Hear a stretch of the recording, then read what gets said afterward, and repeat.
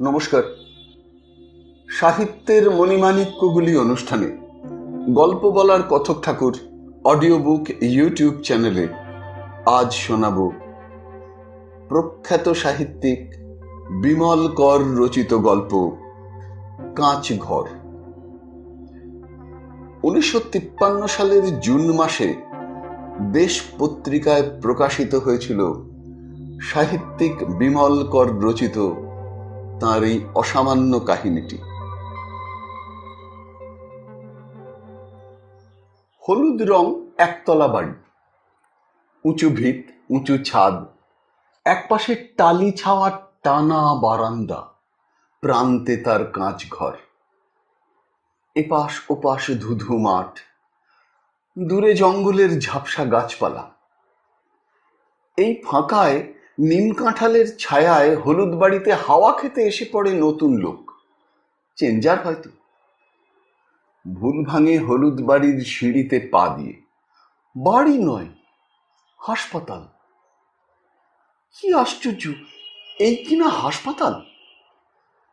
চারপাশে করবীর ঝোপ, কয়েকটি কাঠ চাঁপা গাছ, লাল পাথরের আঁকাবাঁকা ঘাসের পাড় বসানো একটি সরু পথ।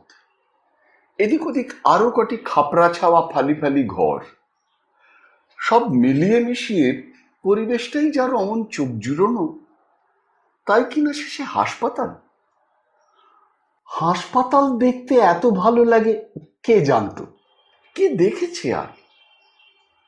সত্যি এমনটিও কেউ দেখেনি যেমনটি দেখেছে ওই কাঁচ ঘর। দূর থেকে মনে হয়েছে ছবি আঁকার ঘর বুঝিবা। কাছে এসে সে ভুল ভেঙেছে। এখানে তুলি নয়, তুলো। রং নয়, রক্ত। অপারেশন থিয়েটার তাহলে এই কাঁচ ঘর। কিন্তু কোথায় সেই টেবিল, ঝুলনো আলো? নেই, নেই। 30 বছর আগে অবশ্য ছিল।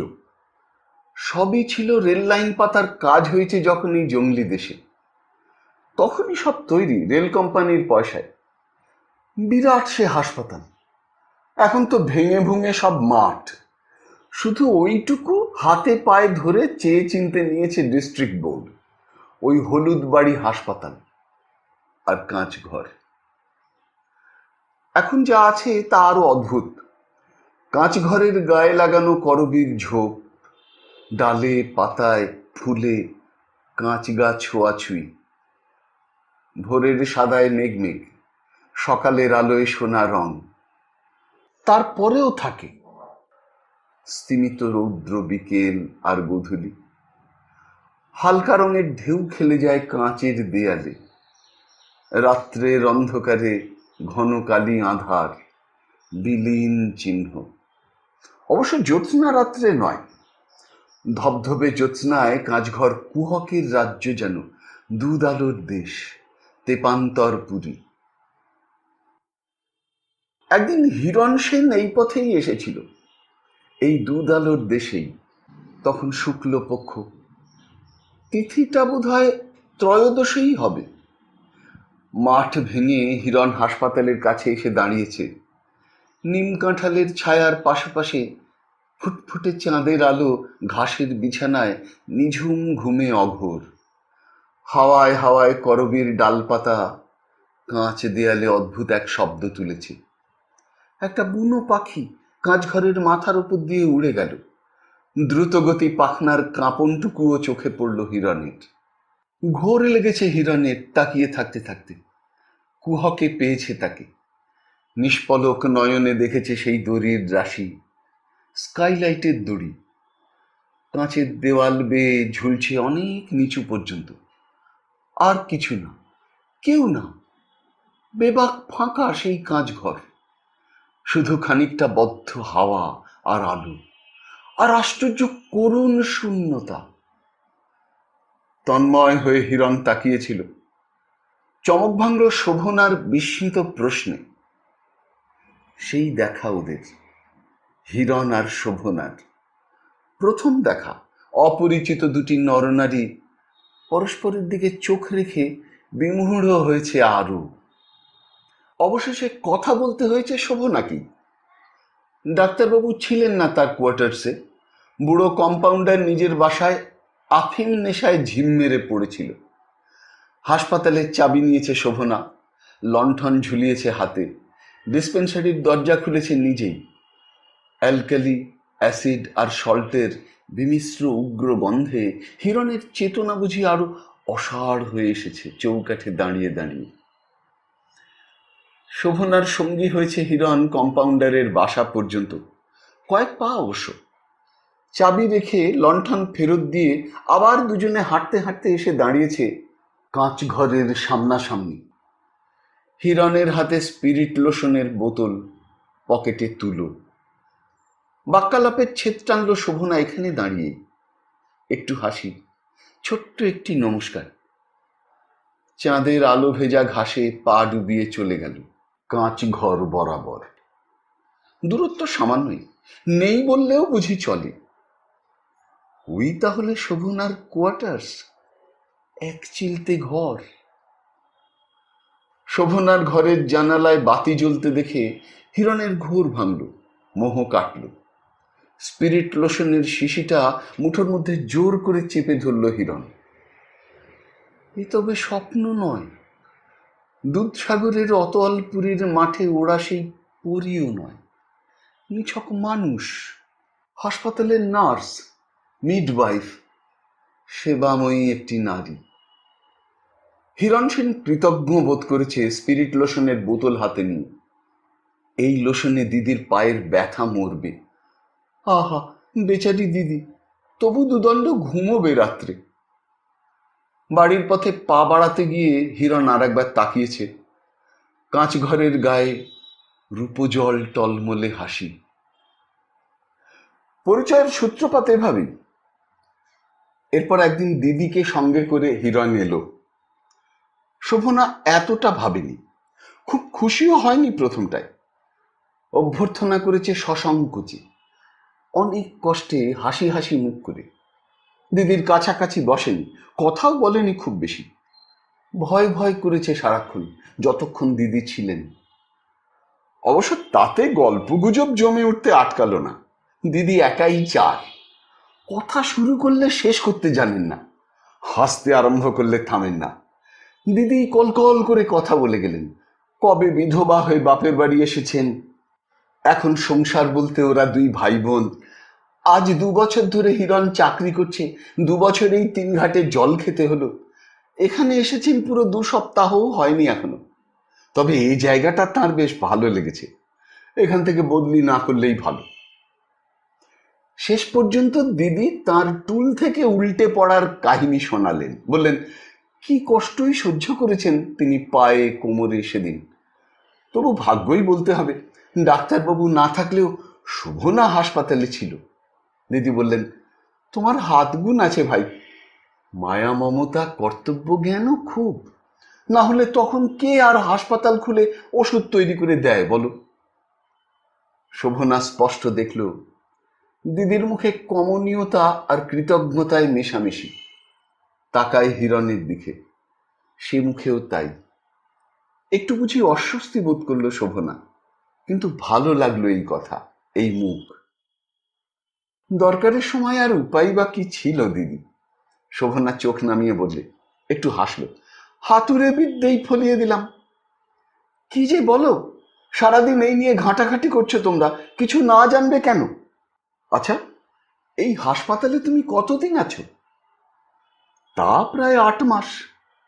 ও মা, বেশি দিন তো নয় তাহলে। এর আগে কোথায় ছিলে? কলকাতায়?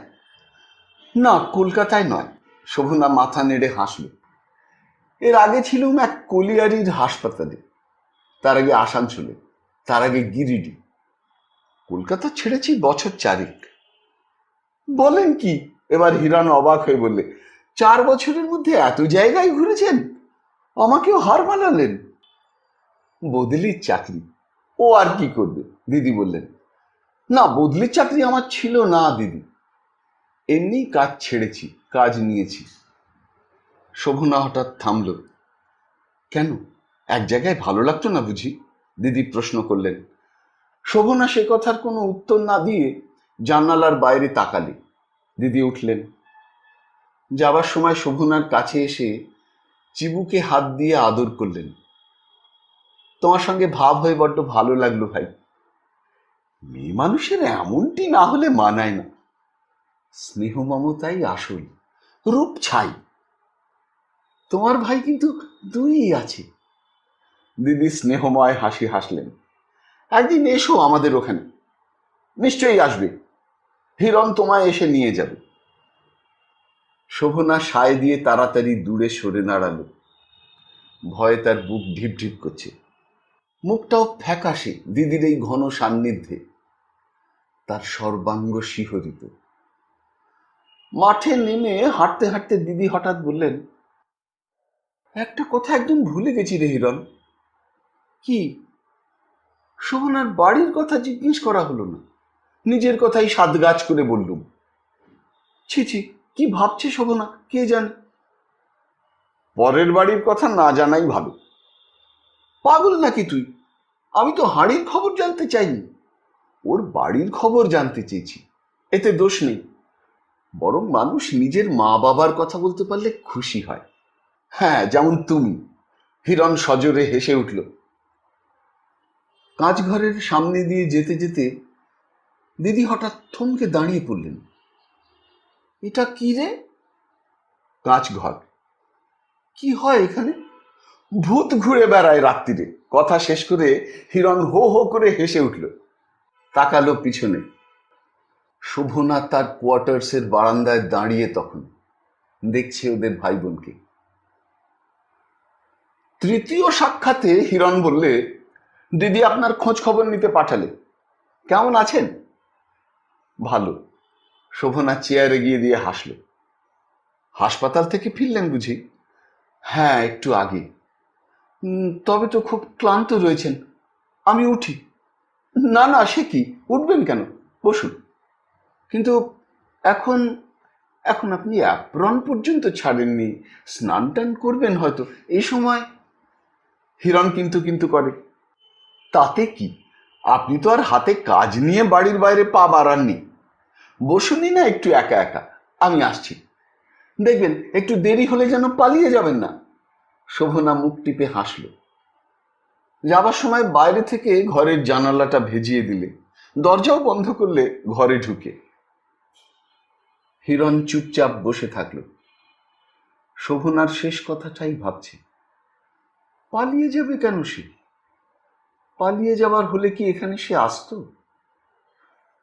সত্যি আজ কদিনই ঘুরে ফিরে একটা কথাই মনে ভাসছে হিরণের। হঠাৎ কি যে সে খুঁজে পেয়েছে এখানে, কে জানে। রোজই সন্ধ্যার দিকে বেড়াতে বেড়াতে এ পথে তার আসা চাই। কে যেন টানে তাকে। কি আছে এখানে? কাঁচঘর? শোভনা? বোধহয় দুই। দুই তার কাছে বিস্ময়, দুই আনন্দ। চোখের উপর হাসপাতালের মাঠে শেষ বিকেলের আলো কখন যে ফুরিয়ে গেল হিরণ জানল না। আবছা অন্ধকারে পাখিরা ফিরে এলো। গাছে গাছে কাকলি। হাওয়া উড়ে গেল করবীর ঝোপের মাথার ওপর দিয়ে। কটি কাঠচাঁপা ফুল ঝরে পড়ল। হিরণ কিছুই লক্ষ্য করল না। কাঁচঘরের গায়ে পশ্চিম আকাশের এক টুকরো তামা আলো ছিটকে পড়েছে। সেদিকে তাকিয়ে হিরণ আনমনা। তাহলে এখনো আছেন, পালিয়ে যাননি? শোভনার ডাকে হিরণ সজ্ঞান হলো। তাকিয়ে দেখে বিকেল শেষ, সন্ধে নেমেছে। সামনে তার ছোট একটি বেতের গোল টেবিল, একটি প্লেটে কিছু খাবার, চায়ের কাপ, পাশে আরেকটি চেয়ার। এসব কি? ও কিছু না। শোভনা খালি চেয়ারটায় বসলো। একটু চা খান। আপনি? এই তো হাতেই রয়েছে। শোভনা চায়ের কাপ দেখিয়ে হাসল। চা খেতে খেতে হিরণ লক্ষ্য করল শোভনাকে। সুন্দর দেখাচ্ছে ওকে। সারাদিনের ক্লান্তি জলে সাবানে ধুয়ে ফেলেছে। প্রসাধন সেরে এসেছে এই মাত্র। কমলা রং শাড়ি পরনে, এলো খোঁপা কাঁধের পাশে ভেঙে পড়েছে, কপালে একটি কুমকুমের টিপ। শোভনার সাজসজ্জায় স্নিগ্ধ ঘরোয়া রূপ, চোখ যেন আরো জড়িয়ে আসে। দিদি কেমন আছেন?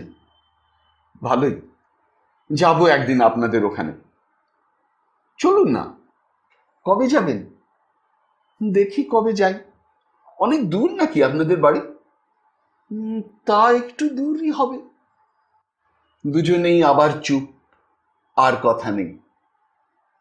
আপনি রোজ এদিকে বেড়াতে আসেন না? শোভনা প্রশ্ন করলে। হিরণ হঠাৎ কেমন যেন লজ্জা পেল এই প্রশ্নে, মাথা নেড়ে সায় জানালো। রোজই দেখি আপনাকে।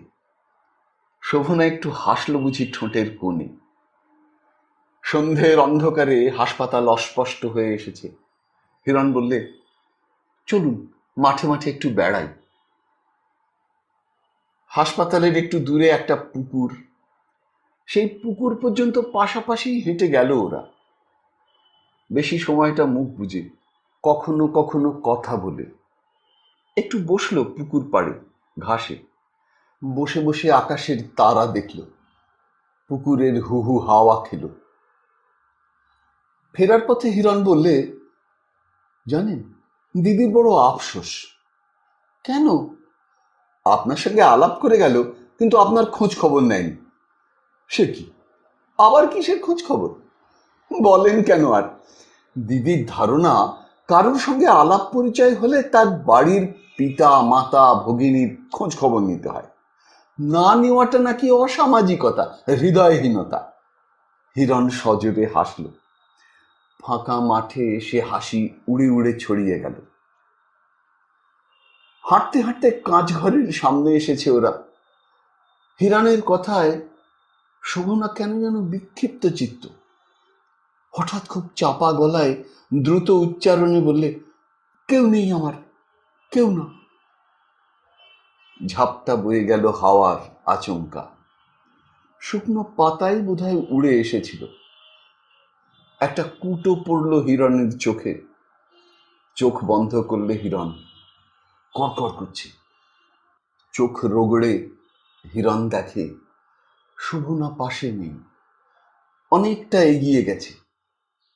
সামনে সেই ফাঁকা কাঁচ ঘর, নির্জন, নিস্তব্ধ, শূন্য।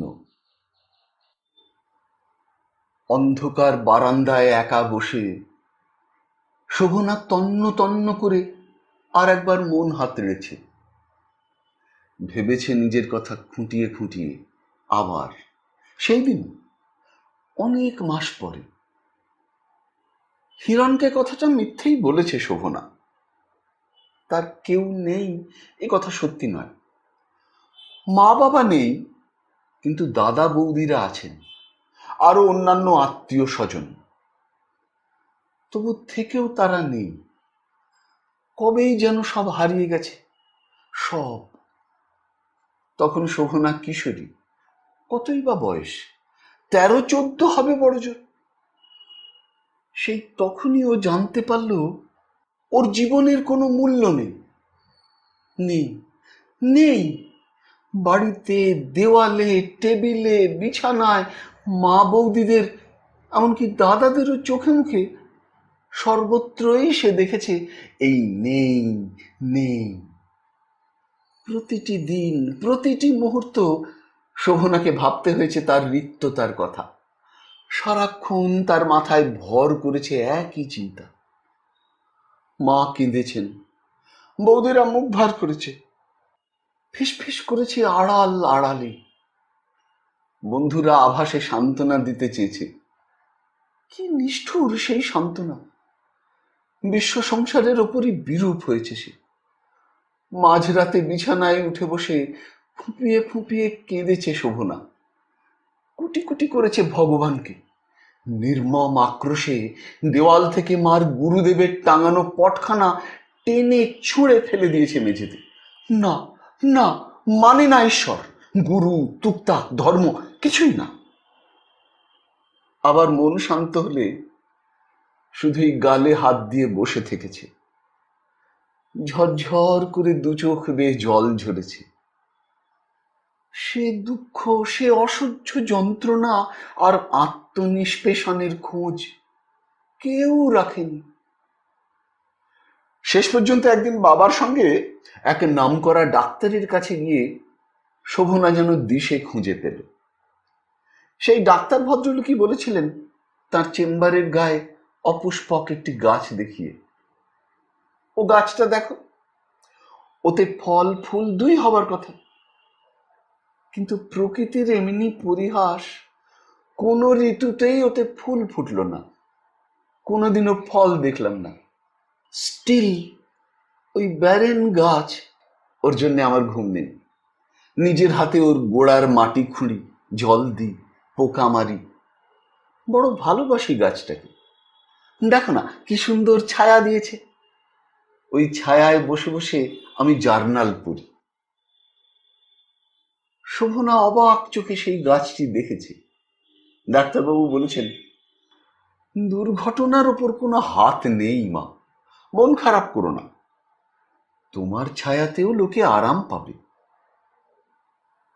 শোভনা আরো একটু ভেবেছে, আর সে ভাবনা শুধু এই যে ওই গাছের মতো সেও না কোনো একজনের ভালোবাসাটুকু পাবে। ভালোবাসা অন্য জিনিস, স্থূল শারীরিক বিকাশ কখনোই তার অন্তরায় হতে পারে না, পারে না। এতদিনে শোভনা 18-এ পা দিয়েছে, পড়েছে নার্সিং, পাশ করেছে জুনিয়র মিডওয়াইফারি।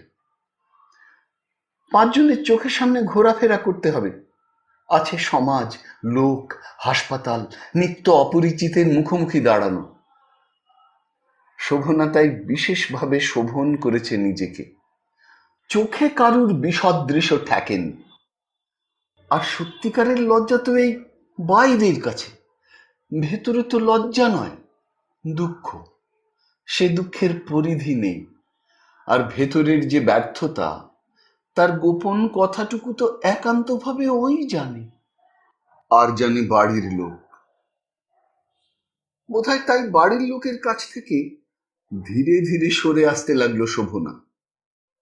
একা হয়ে দিন কাটায়, নিঃসঙ্গতা পছন্দ করে নির্জনতা। আর যেখানে অপরিচয়, যেখানে কাছে যাওয়া যাওয়াই নেই, শোভনার তাই ভালো লাগে। এই সময়েই প্রথম ধাক্কা খেল শোভনা। হাসপাতালেই আলাপ, অর্থোপেডিক্সের ছোকরা হাউস সার্জন, সবসময় সিস্টার সিস্টার করত। শোভনা ভেবেছিল যাক, সে ভুল ভাঙল। সে ছোকরা হাউস সার্জন অন্তত একটা উপকার করেছে শোভনার, পুরুষ মানুষের মনটাকে জানতে দিয়েছে। কলকাতা ছেড়ে তারপরই শোভনা চলে এলো।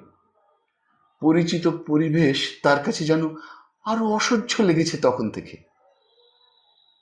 চাকরি নিয়ে শোভনা মফস্বল শহরে চলে এসেছে, থেকেছে একা একা, কাজ নিয়ে, নিজের মন নিয়ে। ভালোই কেটেছে প্রথম প্রথম, কোনো রহস্যময় হাসি কাউকে হাসতে দেখেনি, কেউ ফিসফিস করেনি তাকে লক্ষ্য করে। কিন্তু মজা এমনি, 4 মাস, বড়জোর 6 মাস, এর বেশি কোথাও টিকতে পারল না শোভনা। এর মধ্যেই উড়ো চিঠি আসতে শুরু করেছে, রঙিন খামে মোটা মোটা প্রেমপত্র। ওর বাড়ির সামনে ঘুরঘুর করেছে অনেক তরুণ। ভয় পেয়েছে শোভনা। ও জানে ওদের মোহ কোথায়, আর জানে তার শেষ কোথায়। ধরা দিতে গেলে ধরা পড়তে হবে। শোভনা ধরা পড়তে চায় না। যত তাড়াতাড়ি পেরেছে শহরের তরুণ কুলকে হতাশ করে শোভনা মিত্র উড়ে গেছে অন্যত্র। এখানেই যা বেশি দিন অন্য জল ছিল তার। 8-8টা মাস কাটিয়ে দিয়েছে ফাঁকায়, নির্জনে। কারোর সঙ্গে কোনো পরিচয় রাখেনি, কোনো হৃদ্যতার প্রলেপ লাগেনি। বেশ ছিল ও এখানে, তার মনোমতো জায়গা। ভেবেছিল কিছুকাল কাটবে এখানে, কিন্তু এখন দেখা যাচ্ছে এবার এখানের পালাও শেষ করার সময় এলো। কি কুক্ষণেই দেখা পেট্রোল ডিপোর ইন্সপেক্টর হিরণ সেনের সঙ্গে। আর যদিও বা দেখাই হয়েছিল, কেন মরতে শোভনা অত গায়ে পড়ে কর্তব্য করতে গেল? কি যেত আসতো? হিরণের দিদি সারা রাত পায়ের কোমরের ব্যথায় চিৎকার করলে, কিছু না। আর সেদিন সেদিন কি ভয়ই পেয়েছে শোভনা, দিদি যখন ওর থুতনিতে হাত দিয়ে আদর জানাচ্ছিলেন। মেয়েদের চোখকেই না বেশি ভয়। শোভনা উঠে দাঁড়ালো। রাত হয়ে গেছে। এক্সপ্রেস গাড়িটা সমস্ত প্রান্তে গুরু গুরু ধ্বনি তুলে বেরিয়ে গেল। বুক বয়ে শোভনার দীর্ঘ নিঃশ্বাস পড়ল। চোখেও জল এসে পড়েছে। এই বাড়ি, এই হাসপাতাল এবার ছেড়ে যেতে হবে। হ্যাঁ, হিরণের চোখের দৃষ্টিতে শোভনা দেখেছে সেই আবেশ, সেই আবেগ। বিশ্বাস নেই ওকে। যেতে হবে যেতে হবে করেই শোভনার দিন কাটে। যাওয়া আর হলো না। হিরণের আসা যাওয়া বাড়ল। বারান্দার বেতের চেয়ারে বসে দুজনে মুখোমুখি হয়ে গল্প করে অনেক রাত পর্যন্ত। কোনোদিনও বেড়াতে বেরোয়, কোনোদিনও বা শুধুই চুপ করে ওরা আকাশ দেখে আর মনে মনে ভাবে। হিরণ শোভনা কেউ ছেলে মানুষ নয়। ওদের প্রতি আকর্ষণকে মনে মনে দুজনেই স্বীকার করে নিয়েছে। দিনে দিনে তাই একের কাছে অন্যে সহজ হয়ে উঠতে লাগলো। কেটে যেতে লাগলো অনাত্মীয়তার সংকোচ। একের উপর অন্যের একটা দাবি গড়ে উঠতে লাগলো ওদেরই অজ্ঞাতে। হিরণ একদিন বললে, একটা কথা বলবো শোভনা? বলো। তুমি যেন দিন দিন বড় অন্যমনস্ক হয়ে উঠছো। কই না তো। না বললে আমি শুনবো কেন? কি হয়েছে তোমার? কিচ্ছু না, সত্যি বলছি, কিছু হয়নি। বরং তুমি যেন আজকাল কেমন হয়ে যাচ্ছ। শোভনা চোখ তুলে চাইল। হিরণ শোভনার চোখে চোখ রেখে চুপ করে থাকল। আজকাল চোখে চোখে তাকিয়ে থাকতে হিরণ আর লজ্জা পায় না। বরং শোভনার দুটি কালো কালো ডাগর চোখের দিকে চেয়ে চেয়ে হিরণ সব ভুলে যায়। স্তিমিত আভা, করুণ শান্ত দুই চোখ। শোভনার জীবনে কোথাও একটা শূন্যতা আছে, হিরণ তা জানে না, তবে অনুভব করে এই চোখের দিকে তাকিয়ে তাকিয়ে। অনুমান করেছে সে আত্মীয় স্বজনহীন একক নিঃসঙ্গ জীবনের জন্যই হয়তো শোভনার এই শূন্যতা। ও ক্লান্ত, ক্লান্ত তার এই প্রাত্যহিক কর্ম পরিবেশে। খাপ খায় না ওর মনের সঙ্গে এই হাসপাতাল আর অ্যাসিড, অ্যালকালি, আয়োডোফর্মের উগ্র গন্ধ। আর একদিন মাঠ ধরে বেড়াতে বেড়াতে হিরণ বললে, ভালো লাগে না আর। কি? শোভনা একটু চমকে উঠল। তোমার এই ছাড়া ছাড়া ভাব। হিরণ দীর্ঘ নিঃশ্বাস ফেললে। হঠাৎ আবার এই কথা কেন? আমি তো তোমায় বলেছি। বলনি, বলনি, কিছুই বলনি আমায়। হিরণ ছেলে মানুষের মতন বললে। আবেগে অভিমানে শোভনার কথায় বাধা দি। বলিনি তোমার? শোভনার বুক দূর দূর করে ওঠে। না, বললে তো আমি বেঁচে যাই। বেশ, কি শুনতে চাও বলো? আর কিছু না, শুধু শুনতে চাই তুমি কেন এমন ভাবে কাছে থেকেও দূরে সরে আছো। কাছে থাকার মতো কপাল করিনি, তাই হয়তো। শোভনার গলা বুঝল। এক কণা হাসি ঠোঁটের কোণে ম্লান আলোর মতো চিকচিক করে উঠল। কপালটা যাচাই করে দেখেছো কখনো? দেখে লাভ? শেষটুকু তো জানি। না, জানো না। বিশ্বাস করে একবার যাচাই করেই দেখো। বিশ্বাস? শোভনার ঠোঁট নাড়ল।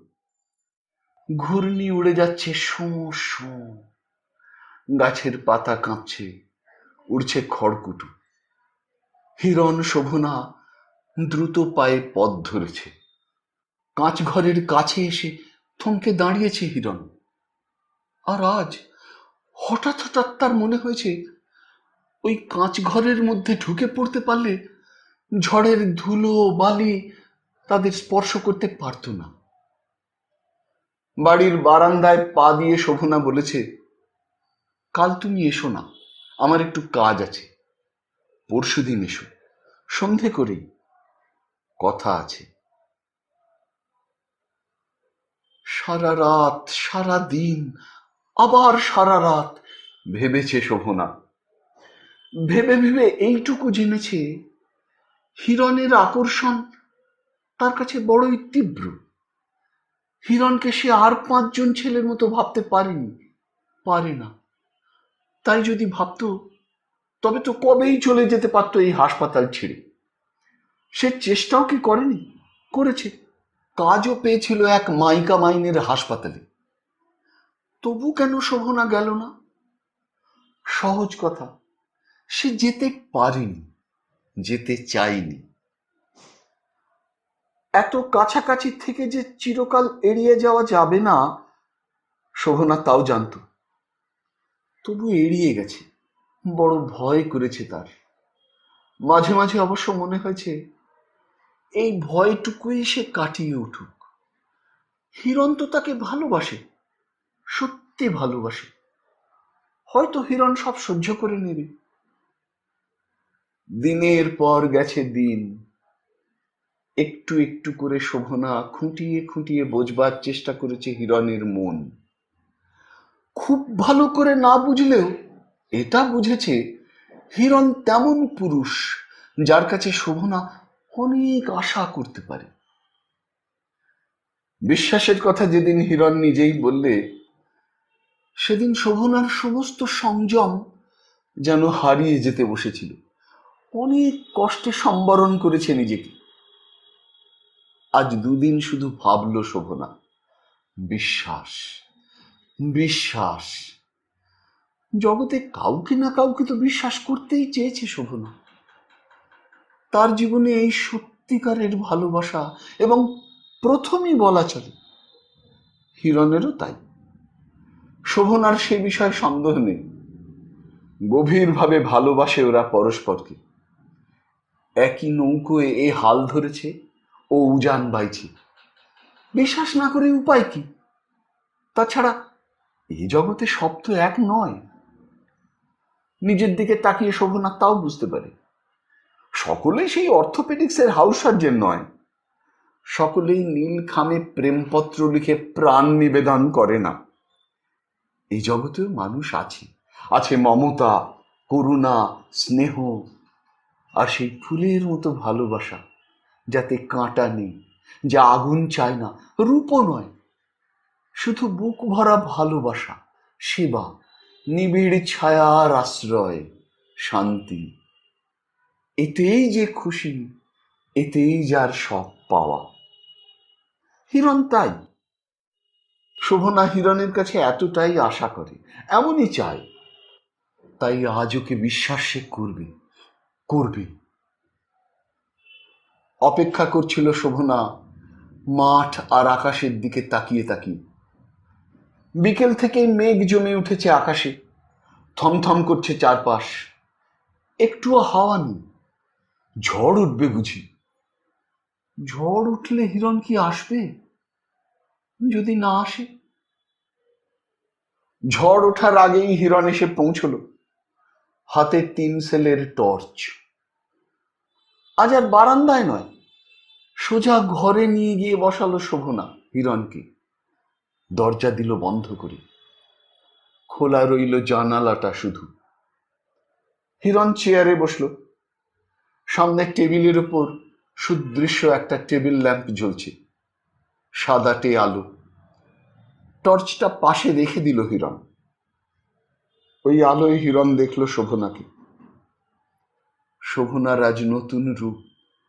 শাড়ি পরেছে আকাশ রঙের, গায়ে গভীর নীল ব্লাউজ, গলায় দুলছে সরু হার, কণ্ঠার কাছে ধপধপে সাদার উপর সুন্দর একটি লকেট, কর্ণে আভরণ, হাতে নতুন 2টি বালা, কপালে কুমকুমের টিপ, খোঁপা বেঁধেছে নতুন ছাঁদে, তাতে একটি কাঠ চাঁপা গোঁজা।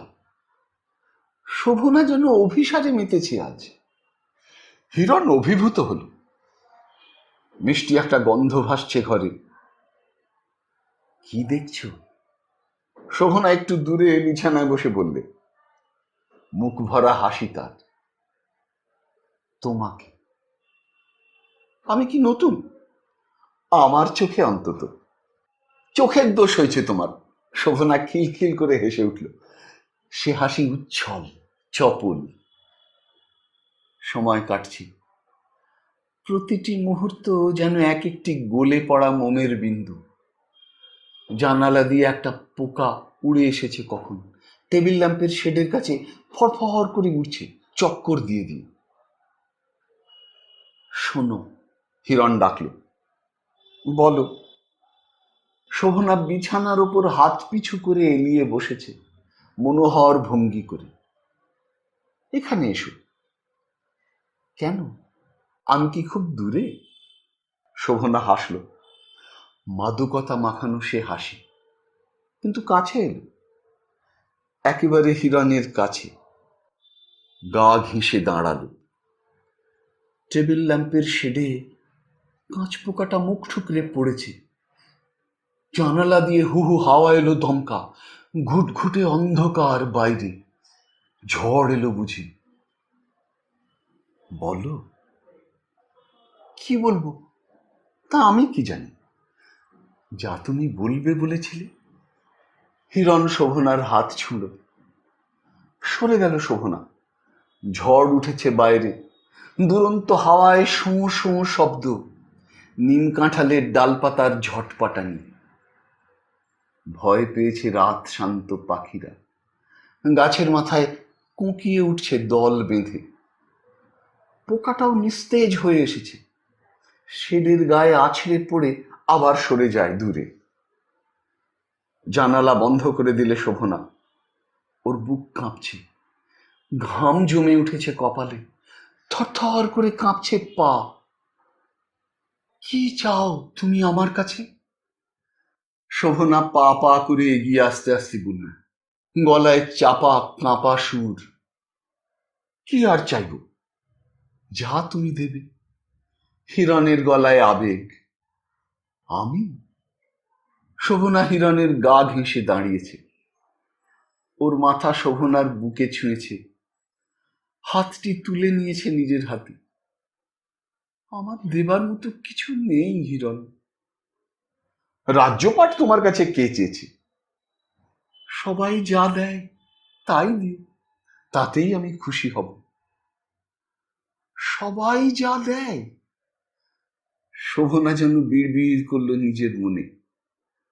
একটা হাত তার টেবিল ল্যাম্পের দিকে এগিয়ে গেছে আস্তে আস্তে। শিখাটা কমে আসছে, একটু একটু করে অন্ধকার জমেছে। শোভনার তপ্ত নিঃশ্বাস হিরণের মুখে। জ্বরের ঘোরে যেন বিকার বকছে শোভনা। সবাই যা দেয় তাও যে পারি না আমি। তার মানে বউ হতে পারো না? পারি। তবে আবার কি? হিরণ স্বস্তির নিঃশ্বাস ফেলল। শুধু বউ হইতেই তোমার মন উঠবে? আমি। শোভনা কথা শেষ করতে পারল না। কি? হিরণ অবাক। টেবিল ল্যাম্পের বাতি জোনাকির মতো জ্বলছে। সারা ঘর অন্ধকার। মৃদু ফটফট খসখস শব্দ উঠছে একটু। তার বেশি কিছু চাইবে না তো? মানে কি হেয়ালি বকছো বুঝি না। বাতিতে তেল নেই নাকি? হিরণ কেমন যেন অধৈর্য হয়ে উঠেছে। স্পষ্ট করে বলো, কি বলতে চাও? বউ ছাড়া আর তোমার কি হতে হবে? ও, তুমি মা হবার কথা বলছো? মা হতে চাও না? চুপ, চুপ, সব চুপ। বাইরে ঝড়, ভেতরে অন্ধকার। শোভনার দ্রুত নিঃশ্বাসের উত্থান পতন। টিক টিক শব্দ টাইম পিসে। ফুঁপিয়ে উঠেছে শোভনা। বিকার বকছে আবার। চাই, চাই, কিন্তু পারি না। গুণ ছেঁড়া ধনুকের মতো শোভনা যেন প্রাণে মনে ছিঁড়ে গেল। গলা চিরে অব্যক্ত একটা যন্ত্রণা কোঁকিয়ে উঠেছে। হিরণের হাত টেনে নিয়েছে নিজের বুকে, যেখানে ধক ধক করছে ওর হৃৎপিণ্ডটা, যেখানে অনেক তাপ, অনেক জ্বালা, আর শুধুই একটা কঠিন স্পর্শ। কোনো কৃত্রিমতা আজ আর সেখানে নেই। হিরণের হাতে যেন সাপে ছোবল মেরেছে। সর্বাঙ্গে বিদ্যুতের শিহরণ খেলে যায় ওর। চকিত হিরণ বাম হাত বাড়িয়ে টেবিল ল্যাম্পের নিভে আসা শিখাকে দাউ দাউ করে জ্বালিয়ে দেয়। বাজ পড়া গাছের মতো শোভনা ঝুঁকে রয়েছে হিরণের মাথার কাছে, নিশ্চল, নিষ্পন্দ। শাড়ির আঁচল পড়েছে লুটিয়ে, নীল ব্লাউজের বুক চিরে একটা পর্দা উঁকি দিয়ে আছে। দাউ দাউ আলোয় হিরণ নিমেষের জন্য দেখল শুধু অস্থিসার পাঁজরার উপর একটা সাদা পর্দা কোনো রকমে আটকানো। শুধু মাঠ, মরুভূমি, স্তনহীন কঙ্কাল সার প্রেতিনী। সাপের বিষ যেন সমস্ত শরীরে ছড়িয়ে পড়েছে হিরণের। অসাড়, অচেতন তার সর্বাঙ্গ, দুটি চোখে অতল বিস্ময়, সারা মুখ ভয়ে পাংশু। হৃৎপিণ্ড গলার কাছে উঠে এসেছে যেন। একটা পিশাচ পাথর কাঠিন্যের মুখোমুখিও বসে। অস্ফুট ভয়ার্ত একটা চিৎকার করে হিরণ ছুটে বেরিয়ে গেল দরজা খুলে। খোলা দরজা দিয়ে ঝড় ঢুকলো নিমেষেই। তোলপাড় হলো বিছানা, টেবিল, বই। টেবিল ল্যাম্পটা দপ দপ করে নিভে গেল। বাইরে নিকষ কালো অন্ধকার, দুরন্ত ঝড়। হাসপাতালের মাঠ, গাছ, ঝোপ হাওয়ার চাবুকে চাবুকে অস্থির। নিম কাঁঠালের ডালপাতা ঝুঁটি দুলিয়ে রুখে উঠেছে। একটানা গর্জন। একদল শেয়াল বিকট চিৎকার করে অন্ধকারে অন্ধকারে ছুটে যাচ্ছে কোথায় যেন। এই অন্ধকারে হিরণ মাঠে, পায়ে পায়ে বাধা। কে যেন ধাক্কা দিয়ে ওকে মাটিতে ঠেলে দিচ্ছে। ধুলোয়, পাতায় চোখ মুখ একাকার। নিঃশ্বাস নিতে পারে না, ঠাউর হয় না কিছু, দিশে পায় না। গাছে পা জড়িয়ে ছিটকে পড়েছিল হিরণ, আবার উঠেছে। হাতড়ে হাতড়ে ডাল ধরেছে করবি ঝোপের। কোন রকমে উঠে এসেছে বারান্দায়। ফাঁকা বারান্দার উপর দিয়ে ঝড় বয়ে যাচ্ছে। পা পা করে এগিয়ে গিয়েছে তবু। হাতে ঠেকেছে দরজা, ধাক্কা দিয়েছে গায়ের জোর সবটুকু দিয়ে, নিঃশেষ করে। ঝনঝন শব্দ হয়েছে একটা, খান খান হয়ে ভেঙে পড়েছে কি যেন।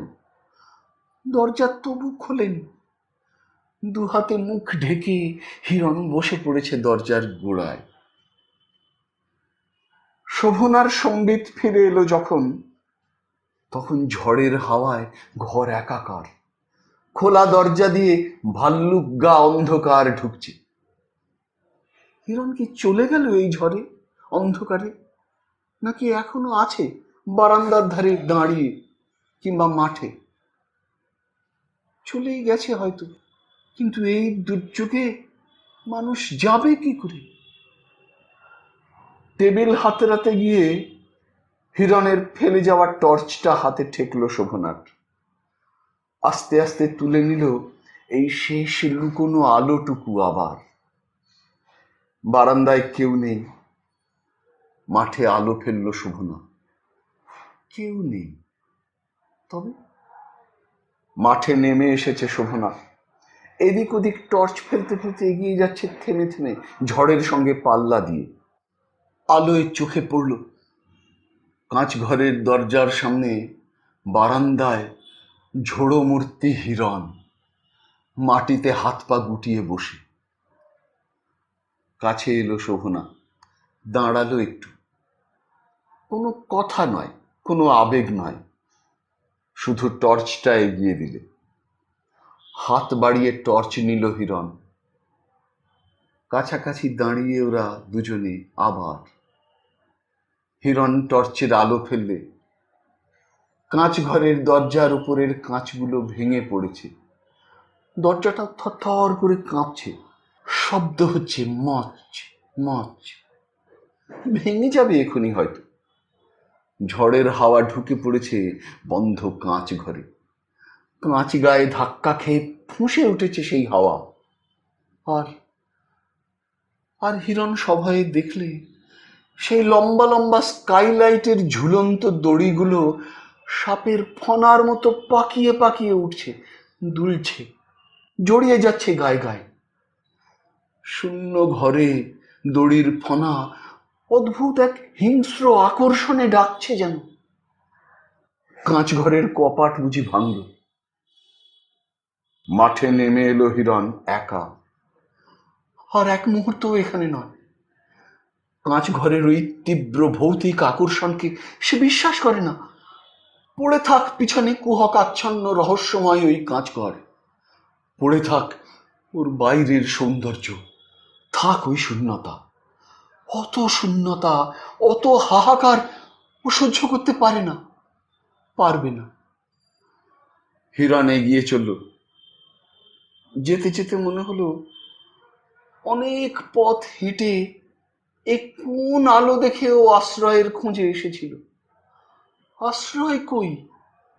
এ যে শুধু জলা মাঠে আলে আর আলো, ফাঁকা কাঁচ ঘর। আর একবার কাঁচ ঘরের দরজার শব্দ উঠেছিল।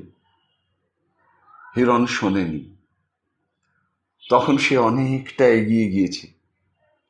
আর শোভনা তখন না বারান্দায় না মাঠে, তার ঘরেও নয়।